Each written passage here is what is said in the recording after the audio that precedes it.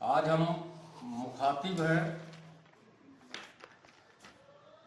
अविभाजित सीधी जिला के युवा मोर्चा जिलाध्यक्ष, सिंगरौली जिला के पूर्व जिलाध्यक्ष, सिंगरौली विकास प्राधिकरण के अध्यक्ष, पूर्व अध्यक्ष एवं कई सारे लोकसभा का प्रभारी, विधानसभाओं के प्रभारी, वर्तमान में प्रदेश कार्य समिति सदस्य भाजपा, जिला डिंडोरी के प्रभारी, भाजपा के खांटी कार्यकर्ता व नेता गिरीश द्विवेदी जी से। गिरीश द्विवेदी जी, आपकी राजनीतिक यात्रा कब और कहां से आरंभ हुई? एक तो पहले आपको बहुत बहुत धन्यवाद कि आप मेरा साक्षात्कार लेने के लिए आए हुए हैं। देखिए, तो मुझे भी नहीं याद है कि मेरी राजनीतिक यात्रा कब प्रारंभ हुई। जी जी। जब मैं हायर सेकेंडरी में पढ़ता था, 17-18 साल की उम्र रही होगी, तो उस समय से ही 89-90 में, 89 में जो लोकसभा चुनाव चल रहा था देश में, उसमें सीधी संसदीय क्षेत्र के तत्कालीन प्रत्याशी स्वर्गीय जगन्नाथ सिंह जी थे। जी जी जी। और जगन्नाथ सिंह जी कभी मेरे पिताजी के क्लासमेट थे और एक साथ दोनों एक ही बैच में टीचर भर्ती हुए थे। तो एक घर में एक वातावरण था कि वो हमारे पारिवारिक वो है। जी जी जी। तो उस किशोरावस्था के समय से ही भारतीय जनता पार्टी से जुड़ा हो गया जी। और फिर कभी सोची समझी उसके तहत, रणनीति के तहत कोई राजनीतिक वो नहीं किया मैंने यात्रा प्रारंभ। क्योंकि एक बार जुड़ गए और फिर लोगों से मिलना जुलना हो गया, थोड़ा अच्छा लगने लगा। उसी समय राम मंदिर वगैरह का भी विषय था जी। तो एक जो सनातनी परिवार होने के कारण जो पारंपरिक वो था, तो भगवान राम के प्रति श्रद्धा थी। और सबसे अच्छी बात जो थी कि ये जो भारतीय जनता पार्टी राष्ट्रवाद की बात करती थी, जी जी। तो वो मेरे कहीं न कहीं किशोरावस्था के समय से मेरे मन में जम गया, इसलिए भारतीय जनता पार्टी का कार्यकर्ता बन गया और अभी तक उस पर चल रहे हैं, उसी रास्ते पर। आपको भाजपा में ही जुड़ने की प्रेरणा कहाँ से मिली और पार्टी कोई क्यों नहीं? देखिए, उस समय जब की मैं बात कर रहा हूँ, तो एक तो अटल जी का उस समय बहुत विशाल व्यक्तित्व था जी। हालांकि वो सत्ता में कम रहे उस समय, तो थोड़े दिन के लिए जरूर, बाद में जब वाजपेयी जी की सरकार आई तो बाहर से भारतीय जनता पार्टी का हो रहा। लेकिन सही स्थिति ये है कि जो इनकी राष्ट्रवादी विचारधारा थी और जो इन लोगों के उद्बोधन थे, माननीय आडवाणी जी का जन्मदिन भी है। जी जी। लाल कृष्ण आडवाणी जी ने एक राम रथ यात्रा उसी दौरान निकाली, बिल्कुल बिल्कुल, जिसका सभी लोगों के मन पर एक विशेष प्रभाव रहा। और मैं भी अखबार के माध्यम से, टीवी, हालांकि टीवी उस समय कम ही उपलब्ध होती थी, पर फिर भी टेलीविजन, अखबार के माध्यम से जो भी दिखता था, तो उससे एक मन बनता गया कि भारतीय जनता पार्टी राष्ट्रवादी संगठन है, सनातन परंपराओं को मानने वाली संगठन है, और इसके नाते मैं भारतीय जनता पार्टी से जुड़ता गया। जी। द्विवेदी जी, जब आपने राजनीति शुरू किया था, जैसा आपने बताया, और संगठन में कदम रखा था, तब पार्टी की स्थिति क्या थी और आज उससे कितनी अलग है? देखिए, मध्य प्रदेश में तो उस समय भी थोड़े थे, 90 से 92 माननीय पटवारी की सरकार थी जी। लेकिन भारतीय जनता पार्टी की स्थिति बहुत मजबूत नहीं थी। जी जी। और चूंकि सरकार में ज़्यादातर कांग्रेस पार्टी रहती थी, कांग्रेस के यहाँ के इस जिले से उस समय संयुक्त जिला होता था, तो बड़े नेता भी रहे, तो कई लोग भारतीय जनता पार्टी से खुलकर जुड़ने में संकोच करते थे, या थोड़ा कह सकते हैं आपकी प्रशासनिक और निजी तौर पर बचना चाहते थे। जी। लेकिन आज परिस्थितियां अलग हैं। भारतीय जनता पार्टी प्रत्येक बूथ पर है। भारतीय जनता पार्टी मजबूत स्थिति में है, बल्कि कांग्रेस की स्थिति कमजोर हो गई है। जी। अगर हम और थोड़ा पहले जाए, 90 के पहले, जी। तो विशेष तौर से विंध्य में तो भारतीय जनता पार्टी बिल्कुल ही कमजोर थी ही नहीं। यहाँ या तो कांग्रेस का वर्चस्व था, या जो थोड़े बहुत कांग्रेस के विरोध में लोग थे वो समाजवादी लोग थे। उनमें से भी फिर अधिकांश लोग या तो कांग्रेस में चले गए और या तो जनसंघ के प्रभाव में आ गए। तो इसलिए उस समय की परिस्थितियां भारतीय जनता पार्टी के लिए बहुत कठिन थी। जब मैं युवा मोर्चे का ही अध्यक्ष रहा तो प्रदेश में दिग्विजय सिंह जी की सरकार थी जी। और दिग्विजय सिंह की सरकार थी, लगातार 10 साल उनकी सरकार रही। यहाँ कुछ दिन अजय सिंह रावल जी भी मंत्री रहे, प्रभारी मंत्री रहे, इंद्रजीत पटेल जी लंबे समय रहे, बंसुमणि वर्मा जी रहे। तो इस क्षेत्र में ये लोग अपना वर्चस्व मानते थे। लेकिन आज परिस्थितियां बिल्कुल उलट हैं। कांग्रेस को एक एक सीट के लिए लाले पड़े हुए हैं। विगत 2 चुनाव से, पिछले चुनाव में भी कांग्रेस को सीधी लोकसभा में जो 7 विधानसभा है उनमें से मात्र एक ही सीट मिली थी, सियावल की जी। और इस बार भी मात्र एक ही सीट मिली है, वो चुनाव। और लोकसभा तो हम लंबे समय से जीत रहे हैं।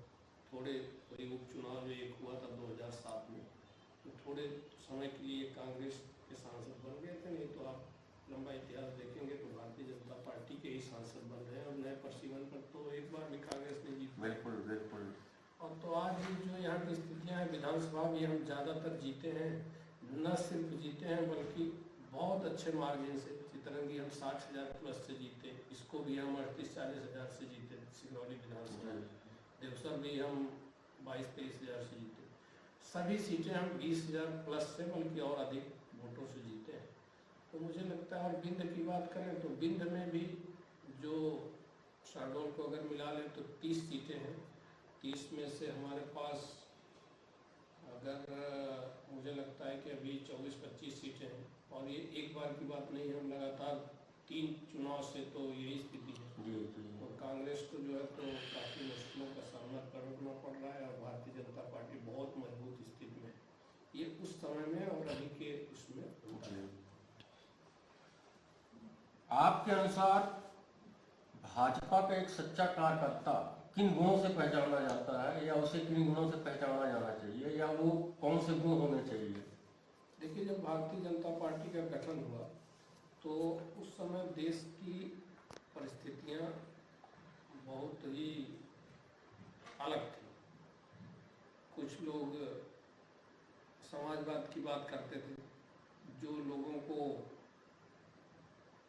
जातिगत या और तमाम तरह से वो करना चाहते थे, भेदभाव करके कि मैं नहीं ये हूँ। और कुछ लोग पहले वामपंथी विचारक भी थे, जो आर्थिक आधार पर मजदूर वर्ग और धनाढ्य वर्ग में वो करना चाहते थे।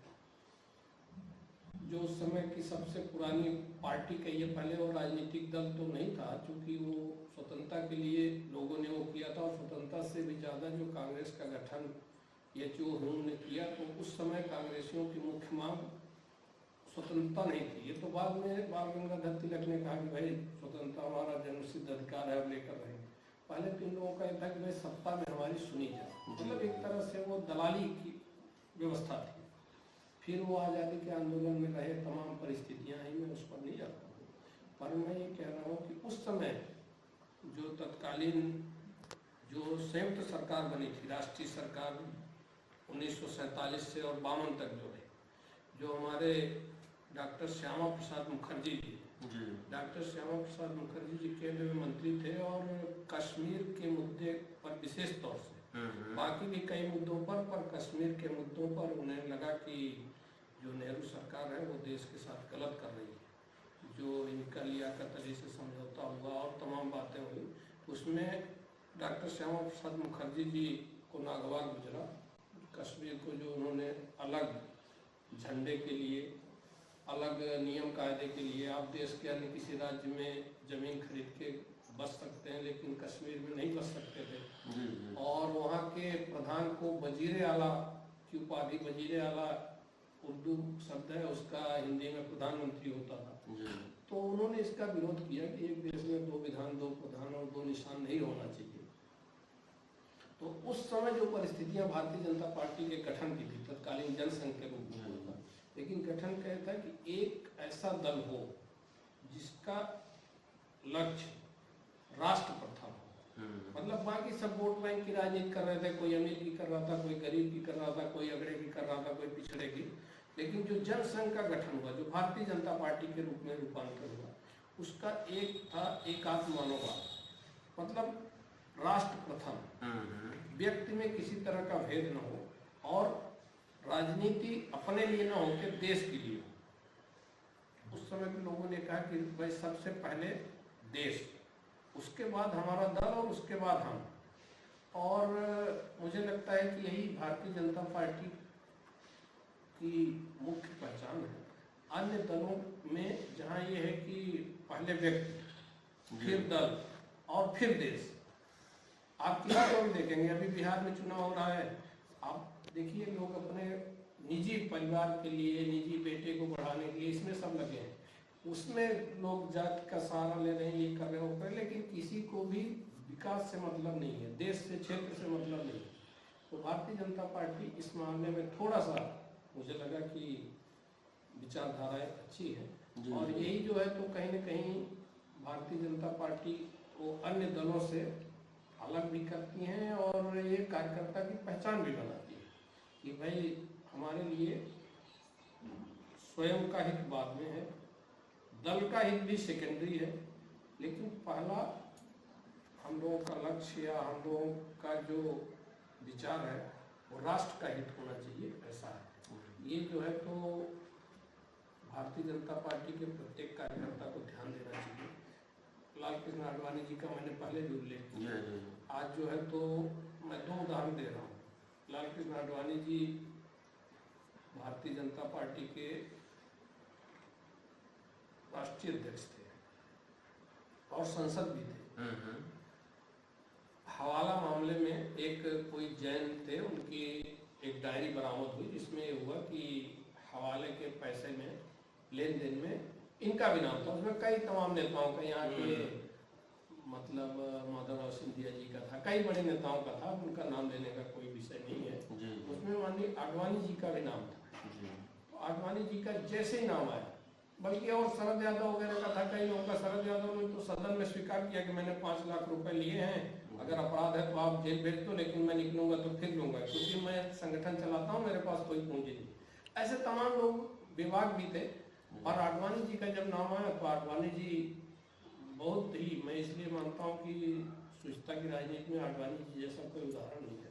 उन्होंने लोकसभा सदस्यता से तुरंत त्यागपत्र दे दिया और बोला कि जब तक इस हवाला के मामले में बरी नहीं हो जाता हूँ तब तक मैं संसद में कदम नहीं रखूंगा, क्योंकि यह लोकतंत्र का मंदिर है और अगर मैं दागी हूँ तो मुझे इसमें आने का हक नहीं। और देश जानता है कि उस समय जब चुनाव हुए तो आडवाणी जी गांधीनगर से सांसद होते थे, तो अटल जी अपनी सीट से भी लड़े और गांधीनगर से भी लड़े। मतलब कहीं भी उन्होंने सिद्धांतों से समझौता नहीं किया। और ये भारतीय जनता पार्टी के लिए एक बड़ा वो है। उसमें उन्होंने कहा कि भाई हमारे लिए संसद बनना ज़्यादा महत्वपूर्ण नहीं है, देश के लोकतंत्र की शुचिता बनी रहना ज़्यादा महत्वपूर्ण है। ऐसे ही मैं एक अटल जी का उदाहरण देता हूँ। जब नरसिंहा राव जी प्रधानमंत्री थे, ये 92 की घटना है, मुझे लगता है, हाँ 92 की घटना है। और जिनेवा में एक कांग्रेस का, भारत सरकार का एक प्रतिनिधिमंडल जाना था संयुक्त राष्ट्र की बैठक के लिए। उसमें नरसिंहा राव जी ने अटल जी को, जो उस समय नेता प्रतिपक्ष थे, अटल जी को कहा कि भाई इस प्रतिनिधिमंडल का नेतृत्व तो आपको करना है। कई कैबिनेट मंत्री उनके साथ गए थे, लेकिन नेता बन के अटल जी गए। और जब पत्रकारों ने पूछा कि आप तो नेता प्रतिपक्ष हैं, तो आप कैसे देश का प्रतिनिधित्व कर रहे हैं, प्रतिनिधिमंडल के नेता बन के आए? तो बोले कि मैं नेता प्रतिपक्ष की, हमारी व्यवस्था जो है वो हमारे आंतरिक लोकतंत्र की है। हम जो है जब सदन के भीतर हैं तो हम सरकार के कमियों की ओर वो करते हैं, हाँ, इशारा करते हैं और जिससे वो अपना वो करें। लेकिन ये हमारे आंतरिक व्यवस्था, जब हम देश के बाहर जा रहे हैं, जो हमारी सरकार का आदेश है, जो हमारे सरकार का पक्ष है, जो हमारे देश का पक्ष है, उसके लिए मैं नेतृत्व कर रहा हूँ। और ये दिखाता है कि देश पहले था, दल की चिंता बाद में है, पहले देश की चिंता है। इसलिए भारतीय जनता पार्टी के कार्यकर्ता को इस बात का सदैव ध्यान रखना चाहिए, शुचिता का भी, और इस बात का भी कि हमारे लिए राष्ट्र पहले है, निजी स्वार्थ बाद में है। ऐसा मेरा मानना है। और मैं तो नहीं कह रहा हूँ कि मैं उतना विशाल व्यक्तित्व का हूँ और मैं उस तरह से करता हूँ, लेकिन मेरी सोच है कि कोशिश करनी चाहिए कि दल के हित में और उससे पहले राष्ट्र के हित में अपने हित कहीं आड़े नहीं करना चाहिए। भारतीय जनता पार्टी के सिंगरौली जिला अध्यक्ष आप रह चुके हैं, उस दौरान आपको किन सबसे बड़ी चुनौतियों का सामना करना पड़ा था, और आपकी उपलब्धियां क्या रही जो आप विभिन्न, कोई जरूरी नहीं है कि जिला अध्यक्ष के दौरान, आगे पीछे आपने अपने इस राजनीतिक सफर में? देखिए, मैं तो ये मानता हूँ, जब मैं जिला अध्यक्ष रहा तो 2007 से 2010 का कार्यकाल था जी, तो उस समय, उसके पहले जो 2003 का चुनाव हुआ था, तो उसमें हम सिंगरौली सीट हारे हुए थे। यहाँ समाजवादी से सम्माननीय बसवड़ी वर्मा जी विधायक थे, और धौनी विधानसभा में छत्रपति सिंह जी थे स्वर्गीय, और चितरंगी में स्वर्गीय जगन्नाथ सिंह जी थे। ये दोनों भारतीय जनता पार्टी के विधायक थे। और उसके पहले भी हम कभी जीतते थे, हारते थे। और जब 2008 का चुनाव विधानसभा का मेरे समय में हुआ, पहले 2007 में लोकसभा का बाई इलेक्शन हुआ, जिसमें हम लोग थोड़े वोटों से हार गए थे, और उसके 4-6 दिन बाद ही उपचुनाव के बाद पार्टी ने मुझे जिला अध्यक्ष बनाया। और 2008 का जो विधानसभा चुनाव हुआ, उसमें उसी दौरान जिला भी बना, सिंगरौली जिला भी बना। 24 मई को जिला बना। और लेकिन जो विधानसभा के चुनाव हुए, उनमें हम सारी सीटें, जैसे अभी जीते हुए तीनों सीटें 20,000 से अधिक वोटों से पहली बार जीते। नए प्रसीमन पर चुनाव पहली बार हुआ था, और हम सभी सीटें, सिर्फ यही नहीं, जो आंशिक सीटें हैं, सियावर भी हम उस बार जीते और धौनी भी उस बार जीते। और उसमें सिंगरौली जिले की उन दोनों सीटों को जीतने में भी महत्वपूर्ण भूमिका थी, क्योंकि जो आंशिक भाग थे, लगभग 1/3 दोनों विधानसभाओं के इधर आते हैं, तो उसमें भारतीय जनता पार्टी की बहुत प्रचंड विजय हुई थी। तो एक तो ये रहा कि हम तभी से जीतने की नींव पड़ी जिले में, और हम मजबूती से जीतने लगे। फिर लोकसभा का चुनाव आया, लोकसभा में 7 में हार चुके थे और 9 में नए प्रसीमन पर हो रहा था। तत्कालीन मुख्यमंत्री शिवराज सिंह चौहान जी, अच्छा, 7 में वो उपचुनाव हुआ था ना? उपचुनाव हुआ था कुंवर सिंह जी के। जो 9 में जो चुनाव हुआ, तो तत्कालीन मुख्यमंत्री शिवराज सिंह चौहान जी ने मुझसे बात की, मैं जिला अध्यक्ष था, इस नाते ही किया होगा, और एक बार नहीं, 2 बार 3 बार बात की उन्होंने हमसे, और बोले कि क्या रहेगा। तो हमने कहा कि वैसा, चूंकि नए प्रसीमन पर पहली बार सीट अनारक्षित हुई थी और चुनाव हो रहा था, तो सभी के मन में थोड़ा होता, तो हमसे बोले कि गिरीश जी क्या रहेगा। हमने कहा वैसा चुनाव जीत जाएंगे। तो बोले कि कैंडिडेट अगर सिंगरौली से या सीधी से, तो बोले सिंगरौली से रहेगा तो स्वाभाविक रूप से, क्योंकि 7 में आप देख चुके हैं इधर की लीड ज़्यादा रहती है। हमने कहा कि 1 लाख के लगभग की लीड रहेगी। बोले और अगर सीधी से, तो बोले कि सीधी से रहेंगे तो भी हम लोग जीतेंगे, यहाँ से हम 50,000 की लीड देंगे, तीनों विधानसभा मिला। बोले 50,000 की देंगे, हम बोले बिल्कुल देंगे।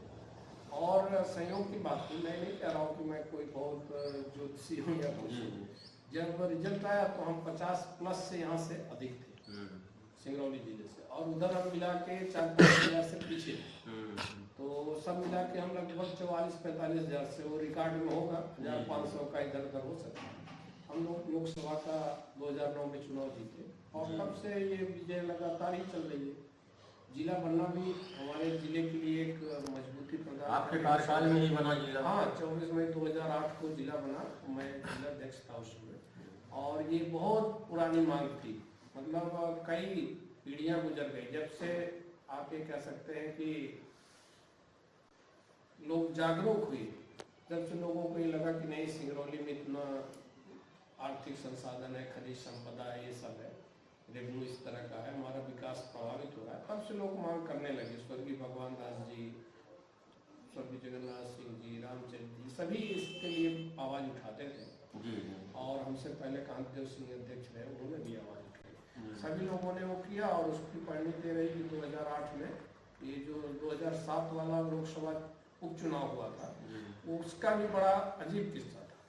क्या हुआ कि उस बार चूंकि पहले 2 विधानसभा छत्तीसगढ़ के भी इस लोकसभा में आते थे। हाँ, सरगुजा का कुछ हाँ, ये मनेन्द्रगढ़ और बैकुंठपुर विधानसभा थी। जी जी।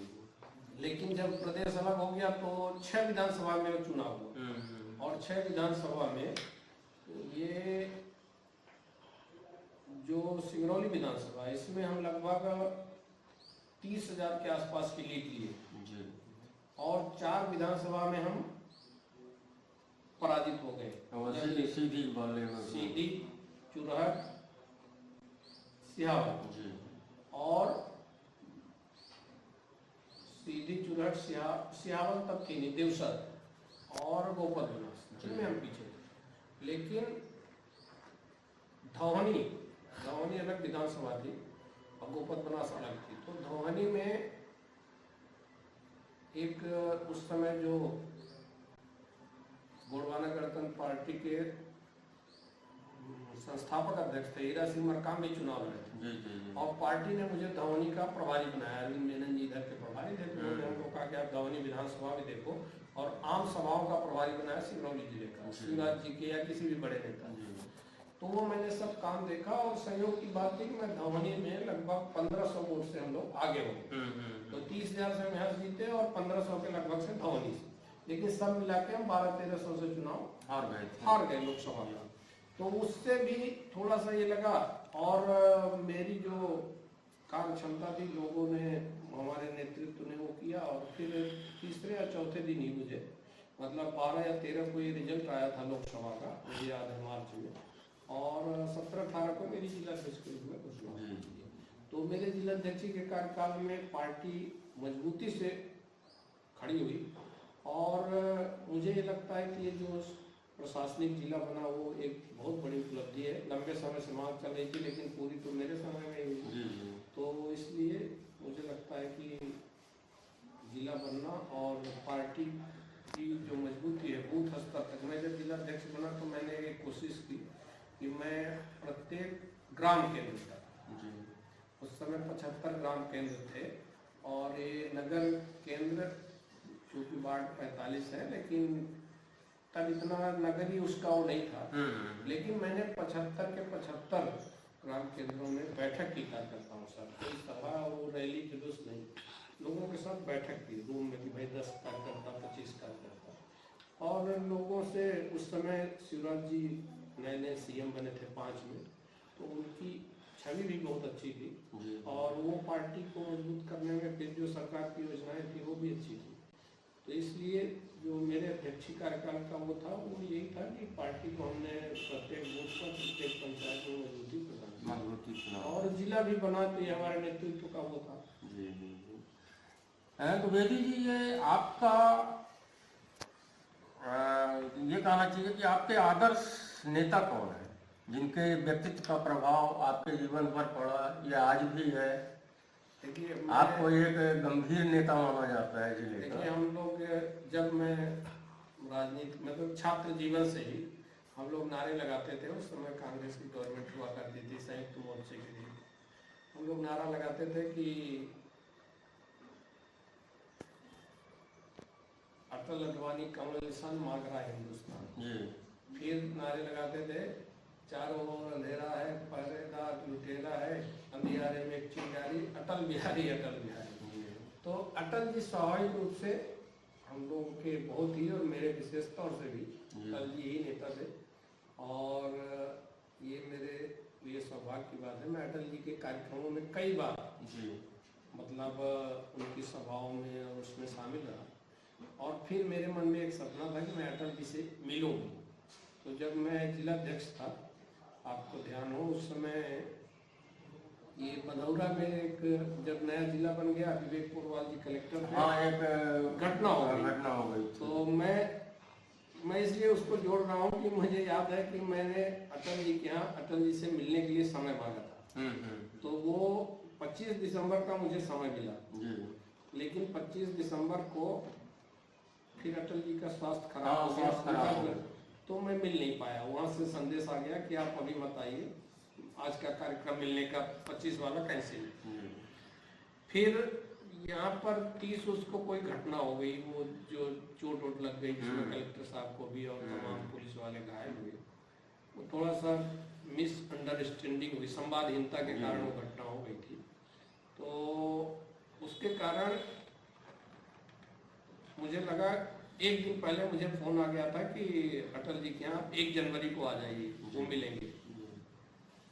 लेकिन जगन्नाथ सिंह जी उस समय मंत्री थे और उन्होंने एक बैठक रख दी जिसमें प्रशासन, जनप्रतिनिधि और कंपनी प्रबंधन और विस्थापित बोले चारों का वो करना है, तो जिससे कि वो समस्या का समाधान निकले। तो मैंने स्वर्गीय जगन्नाथ सिंह जी से निवेदन किया कि हमको जाने दीजिए, हमारा अटल जी से अपॉइंटमेंट है। तो बोले नहीं, चूंकि वो अटल जी के साथ कई बार सांसद रहे थे, तो बोले मैं ले चल के मिलवाऊंगा। और मेरे मन में तो था कि अटल जी से मिलना है, पर उन्होंने बैठक रख दी तो मैं बैठक में रहा, और मेरा मन उधर लगा हुआ था।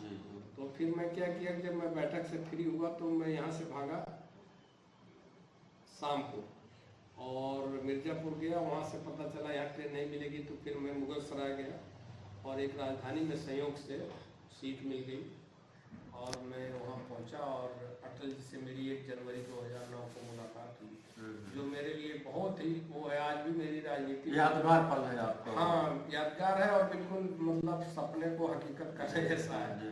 तो मैं अटल जी से मिल पाया और अटल जी के कारण ही मैं भाजपा में आया था। तो मुझे बड़ा वो लगा कि एक अटल जी का जो बड़ा व्यक्तित्व है, उनसे आमने सामने बात हुई, उन्होंने मिठाई ऑफर किया, उन्होंने फोटो खिंचाने के लिए कहा।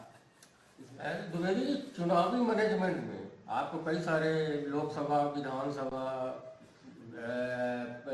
पंचायत स्तरीय, हाँ, सभी तरह का लड़ने का मौका मिला हो या ना मिला हो, मेरे ख्याल से मिला नहीं है आपको, लेकिन लड़ाने का मौका बहुत मिला है और मैनेजमेंट का।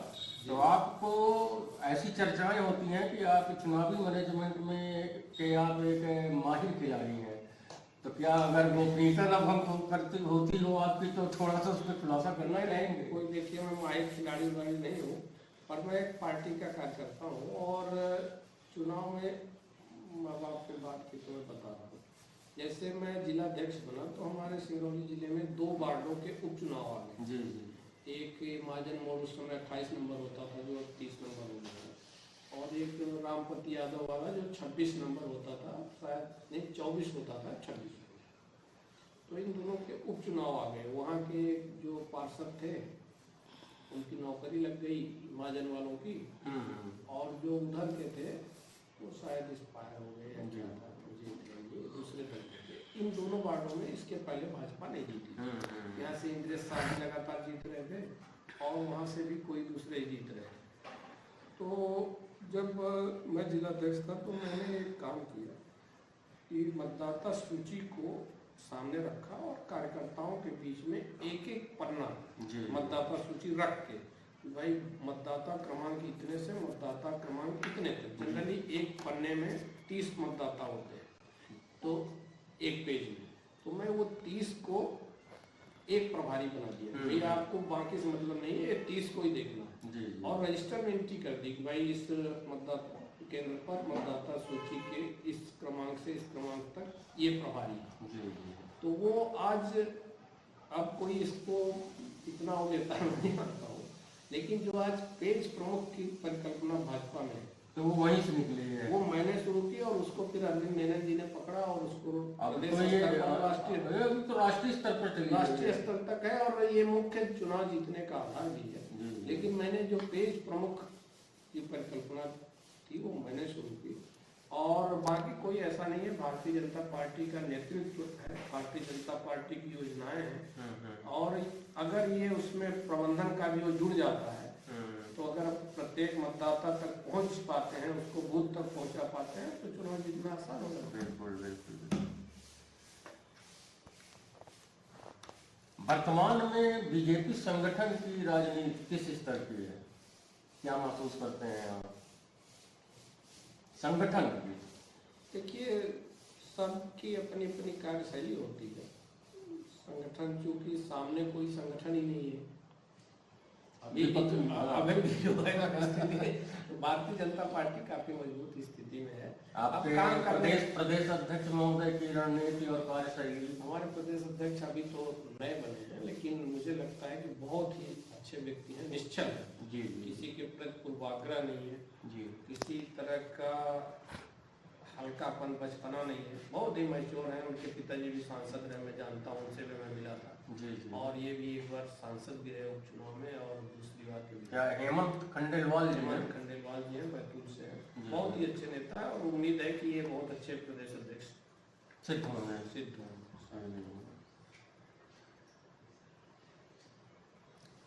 बीजेपी की जो लगातार की सफलताएं हैं, अब बीजेपी पर भी आरोप लगने लगा है कि इसका भी कांग्रेसीकरण हो गया है, ऐसा क्यों? इस पर कुछ कहना चाहेंगे? देखिए, मैं तो नहीं मानता हूँ कि कांग्रेसीकरण हुआ है, लेकिन एक बात थोड़ा सा आंशिक रूप से आप ये कह सकते हैं कि चूंकि भारतीय जनता पार्टी का परिवार बढ़ रहा है जी, और कई कांग्रेसी जो कभी कांग्रेस में हुआ करते थे, वो अब भारतीय जनता पार्टी में शामिल हो गए हैं। जी, तो एक तो ये कारण है, और दूसरा किसी भी दल को अगर लंबे समय तक काम करने का अवसर मिलेगा, जी, तो दूसरे दलों के जो विशेष तौर से जो सत्ता में रहे लोग हैं, तो वो उनको लगता है कि अब इस दल में कोई गुंजाइश नहीं है, तो वो भारतीय जनता पार्टी में आ रहे हैं। इसलिए थोड़ा बहुत हो सकता है। बाकी एक बात तो है कि भारतीय जनता पार्टी ने अपनी विचारधारा से कोई समझौता नहीं किया। जब उनको मौका मिला, तो जो हमारी मूल विचारधाराएं थी कि कश्मीर का मुद्दा हो, धारा 370 वाली, राम मंदिर का मुद्दा हो, तो सभी पर काम किया है। इसलिए मुझे नहीं लगता कि भारतीय जनता पार्टी का कांग्रेसीकरण होगा। ये जरूर है कि कुछ कांग्रेसियों का भाजपाईकरण हो गया है। कांग्रेसियों को भाजपाईकरण हो गया। आप पर भी आरोप लगता है कि आप जातिगत राजनीति को बढ़ावा देते हैं, इस पर क्या कहना है आपको? देखिए, मैं जहाँ तक मैं जानता हूँ, मैं आरोप प्रत्यारोप लगना तो भाई, देखिए कई राजनीतिक लोगों पर कई तरह के आरोप लगते हैं। अगर किसी के पास लगाने के लिए आरोप नहीं है तो कुछ लगाएंगे, लेकिन मैं ऐसा मानता हूँ कि आप जिस वर्ग समाज से हैं, स्वाभाविक रूप से आपके पास अपेक्षा लोग लेकर वही लोग ज़्यादा आते हैं। जी, जी। और जब वही लोग ज़्यादा आएंगे तो देखने वाले को लग सकता है कि ये इन्हीं से घिरे हैं या इनकी बात कर रहे हैं। जी। जबकि जो मुझे जानते हैं, जो मुझसे जुड़े हुए हैं, वो किसी भी वर्ग समाज के, तो मुझे नहीं लगता कि इस आरोप में कोई वो है। ये जरूर है कि मैं जितना भी देखा हूँ, तो मैं अपनी घर बात नहीं कर रहा हूँ, मैं सभी की बात कर रहा हूँ कि जो अपेक्षा लेकर जाएगा तो उसी का काम करेंगे जितना क्षमता होगी, और जो पहले से ही किसी अफवाह में या किसी दूसरे केस में रहेगा, इसके लिए क्या करें। राजनीति में प्रतिस्पर्धी लोग और जब कुछ नहीं पाते उनको आरोप लगाना रहता है, तो नहीं पाते तो वो इस तरह के हल्के आरोप लगाते हैं। इसमें कोई भी अगर कोई उदाहरण से कहे, मैं कहिए तो एक उदाहरण भी अपने दे दूँ, अगर आप कहेंगे तो मैं जिलाध्यक्ष था, तो ये वार्ड नंबर अब हो गया है 44, पहले था 42। तो यहाँ पर मेरे जिलाध्यक्षी के पहले रामकली शर्मा जी पार्षद थे। बिल्कुल, हाँ। और डीएन शुक्ला भाजपा के टिकट से हारे हुए थे। पचौर वाले डीएन शुक्ला जी, पचौर वाले, वो मेरे मंडल महामंत्री थे और लोग मुझसे जोड़ते थे कि मेरे जी। तो मैं इसलिए बता रहा हूँ कि जब मैं जिलाध्यक्ष हुआ तो पिछला टिकट तो डीएन को मिला था, लेकिन रामकली शर्मा जी चूंकि निर्दलीय रहते और पूरे समय भाजपा के साथ थी, तो जब मैं जिलाध्यक्ष था तो लोगों ने कहा कि अरे अब तो डीएन का तो कोई इनके करीबी हैं। लेकिन मैंने कड़ाई से कहा कि रामकली शर्मा 5 साल हमारे साथ रही है जी।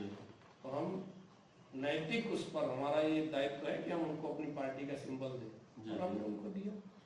तो ऐसे कई उदाहरण हैं जहाँ भी ऐसा लगा, और अभी भी मुझे लगता है कि अब भाई दूसरे लोग क्या कहते हैं मैं नहीं जानता हूँ, लेकिन कोई ये नहीं कर सकता है कि मैं किसी वर्ग विशेष या उसके लिए, मैं निजी तौर पर मेरी हैसियत ही क्या है, लेकिन जितनी क्षमता है जितनी हैसियत है उसमें मैं कोशिश करता हूँ कि मैं भारतीय जनता पार्टी के सिद्धांतों पर चलूँ।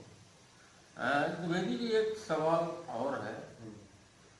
आप बहुत पुराने कार्यकर्ता हैं, कई सारे चुनाव आप लड़वाए हैं, पार्टी को सफलता भी दिलवाए हैं, लोगों को सफलता दिलवाए हैं, लेकिन आपने आज तक किसी चुनाव में प्रत्याशी के रूप में आप नहीं उतरे। आपको पार्टी ने मौका नहीं दिया या आपने उतरने की इच्छा नहीं जताया? देखिए, एक राजनीतिक कार्यकर्ता होने के नाते हर व्यक्ति, अगर मैं कहूँगा कि मैंने इच्छा नहीं जताई तो ये सही नहीं होगा जी। प्रत्येक व्यक्ति जो राजनीति में काम कर रहा है, ये जरूर है कि मैं ये सोच के राजनीति में नहीं आया था कि मुझे कभी मौका मिल सकता है या मैं इच्छा करूंगा, क्योंकि तभी इधर की सभी सीटें, तीनों सीटें जो थी वो आरक्षित थी। जी। लेकिन राजनीतिक कार्यकर्ता होने के नाते जब से ऐसा हुआ कि मैं लड़ सकता हूँ तो मैंने पार्टी नेतृत्व के पास अपनी बात रखी होगी। लेकिन जब आप किसी बड़े दल से जुड़ जाते हैं जी। तो फिर आपके भविष्य क्या, आपके दायित्व का निर्धारण आप स्वयं नहीं करते, पार्टी करती है। बिल्कुल। और पार्टी जब कभी अवसर देगी तो हम सोचेंगे, अभी तो नहीं दिया है तो आपके सामने है, बाकी कोई इससे अपने को नहीं है। मतलब ये योजना में है कि अगर अवसर देगी पार्टी तो। राजनीतिक कार्यकर्ता होने के नाते एक सामान्य, अगर मैं कहूँ कि नहीं मेरा मन नहीं है तो ये तो देखिए झूठ बोल रहा हूँ। जी। और मेरे स्वभाव में झूठ बोलने का वो नहीं है। मैं ये सोचता हूँ कि चूंकि मैं एक बड़े दल से जुड़ा हूँ, मैं समय भी देता हूँ और मुझे लगता है कि अगर पार्टी अवसर दे तो मैं ज़्यादा अच्छे से लोगों का काम कर सकता हूँ। तो इच्छा रखना स्वाभाविक है, अगर पार्टी मौका देगी तो करेंगे, नहीं देगी तो नहीं करेंगे। पार्टी जिस तरह, जब मैंने कहा कि जब आप किसी बड़े दल से या बड़े विचार से जुड़ जाते हैं तो फिर लक्ष्य निजी नहीं रह जाता है। फिर लक्ष्य जो है उस दल के आधार पर जो निर्धारित करता है उसको अपने को निर्वहन करना पड़ता है। तो मेरा भी यही कहना है। चलिए, धन्यवाद। बहुत धन्यवाद, आपने समय दिया और पार्टी को आप उत्तरोत्तर अपने विकास की ओर ले जाएं। इन्हीं शुभकामनाओं के साथ नमस्कार। आप दोनों मित्रों का बहुत बहुत धन्यवाद। लंबे समय बाद आपसे भी मुलाकात हुई, आप पुराने मित्र हैं, साथी हैं, जब आप भारत भाषा का जी।